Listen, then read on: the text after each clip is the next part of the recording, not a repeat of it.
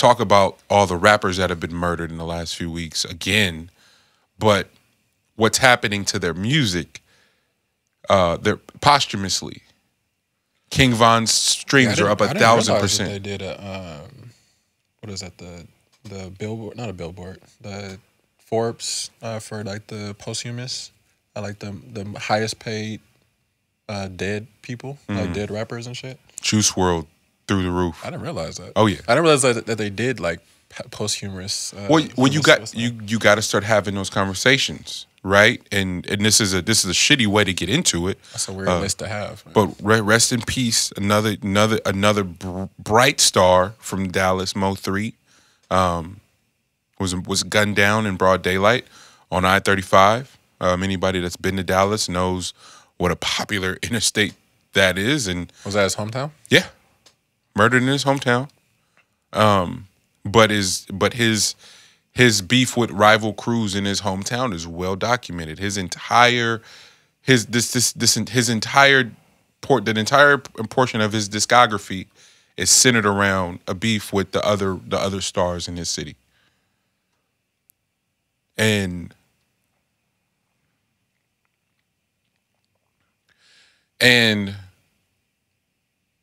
the amount of marketing dollars pumped in to his music, the others' music, is just fueling the war. I don't give a fuck what anybody says. Like I'm sick of it. Because we sat on the show and we discussed King Von last week, and even then the conversation was hard to have. But as the week went on, and the way Mo was murdered. Oh, and by the way, his mentor and somebody we call a legend in hip hop was trying to attend his memorial service and was shot at a strip mall. Boosie. So what people are asking, why is hip hop so dangerous? Why is this job, this career choice so dangerous? Y'all niggas y'all missing a point. Completely missing a point. I think Joe made a good point on it being a profession that is completely based off of like interaction with your direct public, like without much like of a break between the two. I couldn't disagree more. I'm Really? sorry. Really? Because you do find yourself being like having to be in the public a lot, so therefore you are like people know where you are at all times. How many of corporate America jobs, G, detail you are you dealing with vendors? You interact with strangers at other jobs. I get what he was trying to say. I wholeheartedly understand what he was attempting to say. That still is normalizing and negating how the label dollars are spent via the ability to market and be in bed with marketing companies. So what's driving conversation, what's driving clicks is violence. But it's violence against black people, specifically black men, that just somehow we can find the money to spend on that. NWA with gangster rap. There's a Soren. He's a published author and has a YouTube channel. He's become one of my favorite YouTube channels to watch. But his specific focus is how gangster rap changed America, not just the music industry, but America. So at one time, JJ Fad, Supersonic, is on the same label as NWA Fuck the Police. They existed in the same spot. And Easy came up with the bright ideas like, oh shit, this is going to this clean cut great music is going to fund the shit that's going to break the bank for us, because America loves their violence. America loves their violence. And now 35 years later, here we are, young black young black men beefing over essentially nothing. Oh, I'm from this side of town. I'm from this side of town. You disrespect my hood, a hood that I don't own, and now I'm gone. I was about to say that, but, you know, A hood that I don't own, and now I'm gone. That kid, that 28-year-old kid, Mo, I believe had three or four kids. And they got their dad's legacy, his music, and all his music is like, they plotting on me. They trying to kill me. What?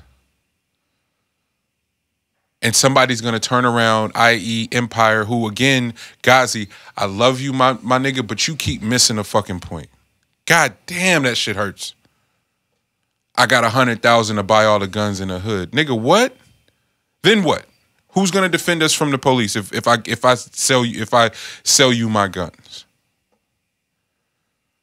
I don't have a gun to kill another man. I got a gun in case I gotta start busting back at 12, for real. The shit it's not adding up, bro. And then for nobody to have the right conversation is only getting more frustrating. Because it's going to be a RIP, every publication. Vlad's nasty ass is going to repost a video of somebody's interview that he interviewed 2 years ago just to spike up his engagement on his site to sell fucking merch on the back end to leverage impressions. Am I off? Like, all of this shit's disgusting. And it's just continuing to feed on young men who have never been anywhere. And by the time they get some money and can travel, King Von never got to go to Europe because he had cases. He couldn't leave the country. You know what happens the second you leave this hellhole? Your entire world opens up and you go, man, I ain't beefing with a black man ever again. I swear to God. Shout out to DJ Flow and everybody at Battle Lab and at That Records for taking me to Europe my first time. It changed my perspective on everything, bro. The shit that I thought that mattered didn't matter anymore. This music shit became rap in the way that I was consuming it and had vision of being on, quote unquote, shifted completely because of how much they genuinely prop up music, specifically hip hop, but specifically hip hop from black people everywhere else but here. I don't have to kill another black person in my record in order for them to jam to my records over there, bro. Canada was the same way. This shit is getting old. And I won't stand for it. And it's become clear to me that for whatever reason my ability to plan and execute is extremely powerful. So I'm setting my mind to eradicating violence in hip hop, but especially violence against black women, black men, and black children. That's pimping. That's killing. That's police brutality. That's all you niggas that keep propping that shit up. It's going to stop. Labels mainly. Ad agencies mainly. DSPs mainly because you niggas are guilty too. Spotify, guilty. Apple, guilty. Everybody's in bed. Stop propping that shit up. Stop pumping so many marketing dollars into other black people killing black people, bruh. And then everybody want to issue a statement, RIP. You can't mean it. You can't mean it. And then turn around and make a playlist with the same shit on it. There's entirely too much great music that props us up, that saves our lives, that encourages us to be healthy, that encourages us to be free thinkers, that encourages us to fight for our freedom, that encourages us to love our children, to love our women. There's entirely too much art, specifically hip hop, that exists in and around that. Shout out to Toby and his new shit. Oh my gosh. Shout out to Spillage Village and their new shit. Shout out Rap. Shout out GQ. I can go on and on all day about the great representation of black people in hip hop that exists. That goes unnoticed. That goes unmarketed. And still you old motherfuckers want to sit around and talk about how much trash hip hop is. Fuck you. It's not true. Some great artists making some great music right now that represents us right. You're choosing not to see it. You're just as guilty as the labels and the marketing companies that are pumping dollars into us killing ourselves.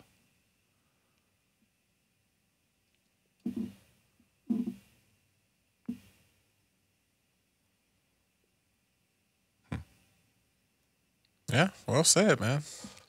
I think that was the nail on the head with the marketing stuff, man. But I get you. I just think, man, at some point, it's the same thing with like the housing market. Same thing with like with the job market. There's so many things that are set up against a specific group of people that it doesn't help. I would say that the mentality that we continue to have is to take out this aggression on each other. I can say that much. So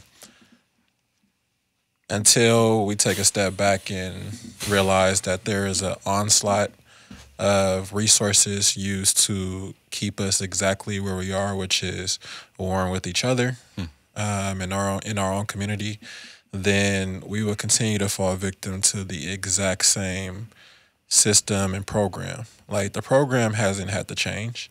They have not had to make any adjustments. All they've done is put the program, slide it down, and all they did was put $1 on it. Just continue to put dollars on top of it. That's it. They ain't got to do nothing else. You ain't got to do nothing else. The people go out there and do that shit for them. Yeah. So, like, I get we are irritated as fuck with the system in play, but it takes cogs to not know that they are cogs to continuously just do what they're supposed to do, which is I put money into this, you do what you do, cog. So if you don't want to be called a cog, then don't do what cogs do. Man, I'm sorry, but that's exactly what it is. So like, it's unfortunate that the beefs go to this hiatus and get pumped and put on a pedestal the way that they do. And that's part of my topic when it came to like longevity being pussy, is that it completely feels as if like it's pussy as fuck to grow old. You know what I mean? Like you would think that would be a goal in mind, but the more and more that you're, in your 20s and you think that 30 is old, you know what I mean, until you have the privilege to get to 30, you know what I mean? Like it's really that simple. Dog. I have this want to interact with the 20, like I know the 18s and the 14s and all, they need us, but it's that 22 to like 28 that need us for real, that are completely disregarding how everything shifts at 30. That's the lost soul. Holy fuck, man. Because it's such an in-between stage. Like, there's nothing that's directly at you besides the fact that you're trying to constantly grasp at youth. Yeah. That's it.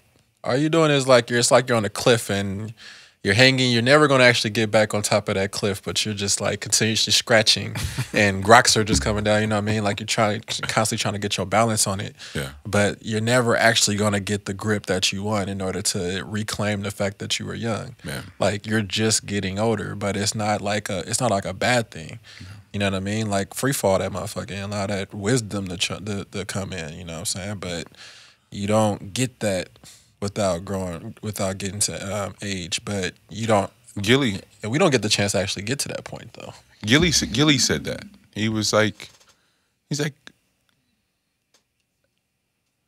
growing old is fly as fuck. Like, how did we land on that? How do we land on an opposite idea of that? And then how does it keep being perpetuated that is oh, you old niggas, this, that. No, dog, like, there's something to look forward to.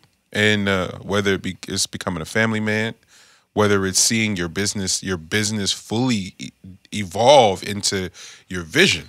The Tyler Perry's, the Hoves, like watching what Issa Rae's doing, like Lena Waithe, like they're like, granted that the age variance between all of them is different, but the Jordan Peels with Monkey Paw, we just talked about that. Like Mahershala Ali, who's from here, you know what I'm saying? Like all of these amazing, dope individual, man. Dog, you know what I'm saying? But it takes, dog, some of these people have dedicated 10, 15, 20 years to have their moment. If fame and notoriety and is all that shit that you love, stop undermining the process of Hove being told no, of Dame Dash assessing what was going on and be like, fuck it, we'll do it ourselves. And in doing it, and then having the luxury of being an OG and older statesman, that man is a national treasure. If you get that privilege to share space with him, shut the fuck up and listen. So then you can too be that age and have achieved. If you achieve a fraction of what Dame Dash has, you lived a full life.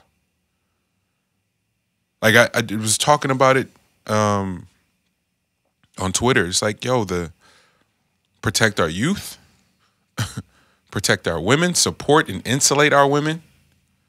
But our elders, respect and listen, dog. There's so much game. Bro, did you see Chris Rock's interview with Neil Brennan? Yes. And him talking about the part of like Jim Crow and all that that isn't like the propped up one that we all get. Not even saying that what we get is propped up, but it's like the cool way of saying of like Jim Crow was. That's what like he's saying. Where it's like it's like, you know, different. It's just digestible. Yeah, it's digestible. It's more digestible. You know, the back of the bus type stuff. You know what I mean? But not the day-to-day grind of it. The dentist story he talks about, that part. Bro, the shit and piss bags, having to get out earlier just because we don't have enough staff that cares enough to make sure that y'all make it to where y'all need to get to safely. It's just like, it's the day-to-day hates, you know what I mean? And like they did it in Lovecraft, but the pioneering and like the, you know, like it's just a nonstop grind that is lost, I would say, with how we are now, with not understanding the full plight. You know what I mean? Like I don't think because part of that is romanticizing it, and part of that is trying to convince us that it was so long ago. Shout out to DJ Pause, Ambush. My guys, the Casa and Yende, I got to finally do a record with the Jealous Guys from the city. Incredible duo. Been two of my favorite rappers, but we had a session in the city at DJ Paul's studio, and he had these posters and pictures, colored room air only, and the other one was an ad to no longer support black music.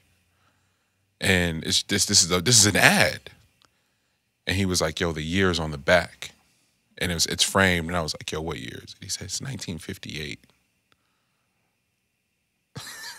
Like, whoa, 70 years ago. Why Chappelle talks about his grandfather? It was not long ago. That shit's not that long ago, man. Bruh, when I was down in Louisiana, dude straight up told me, he was like, "There's two bars. One's for us, one's for them. Our bar closes at midnight. Theirs closes at 1. We got 1 hour to get home." Because he said if they come out and we get in a fight, we go to jail, they go home. Yeah. Like that, everybody in this county knows that. Yeah. So he was like, if you want to go out and get a drink, just go to that bar. And as soon as it hits midnight, just leave. Yeah. So once again. And that's now, 2020. Yeah. Shit. This is kind of getting off topic a little bit, but And then like what the Florida governor is trying to get passed. Oh yeah, passing, being able to shoot rioters and looters and all. Yeah, and run them over with cars, and you'll get off. You know, as long as they can prove that it was like it was accident. And then also like if you defund your police system, then you can get taxed or something like you would lose funding on top of trying to defund them as well. So just stuff like that. So it's just, it's things that are like trying to be written into different policies that works against a lot of that. So. it's just all so overt. Like it's not as discreet. It's not as concealed as everyone wants to make it. It's in the language. It's in, you know where it's most apparent at? It's most apparent in the it's most apparent in the pivot that these major companies attempted to make, and we want to support black voices, we want to elevate black voices, and now you do, because it's affecting your bottom line. That it's affecting your bottom line, and now you want to support. Or it could. They saw that it could affect their bottom line. Yeah. Like some of those that weren't even affected yet, they were just jumping. It was like, hey, just in case it does, you know. But that's the perception that Dame did an interview with Rap Radar, mind you, at his studio compound. Beautiful studio. But he just talked about the perception of hip hop and how much money everybody pretending is here. And we're talking about pennies. I'm not arguing with my folks over no pennies. Not no streams, bro. I'm sorry.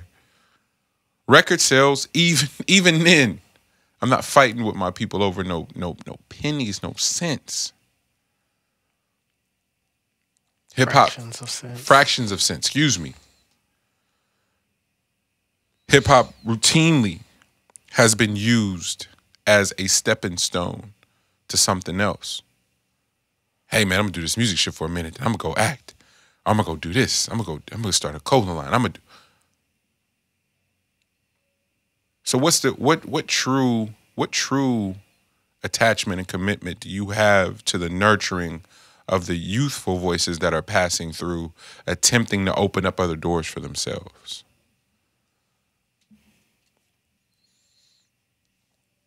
Man.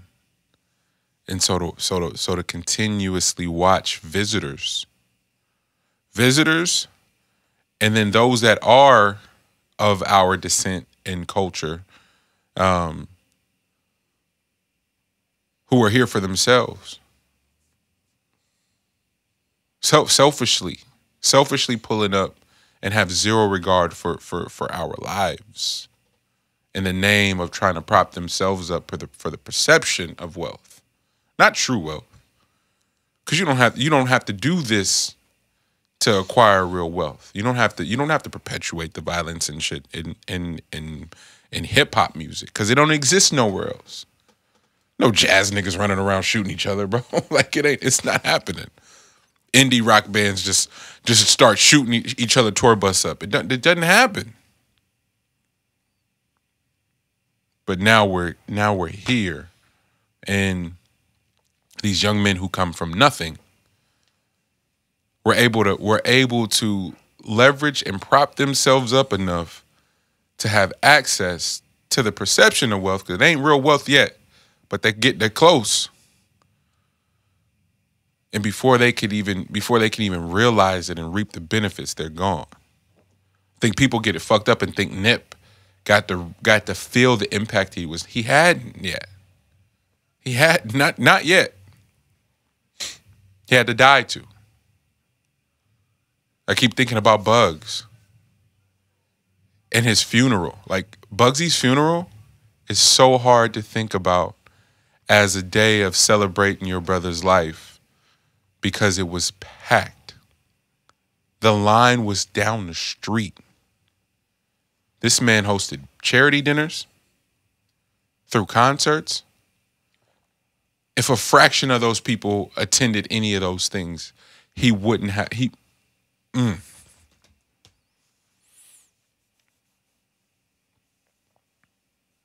Fuck. This shit don't be real, bro. It don't. So longevity is pussy then. Damn. I hit it right on the head right there, man. That was a revelation. We ain't shit alive. You know, you're nobody till somebody kills you. That only exists with us.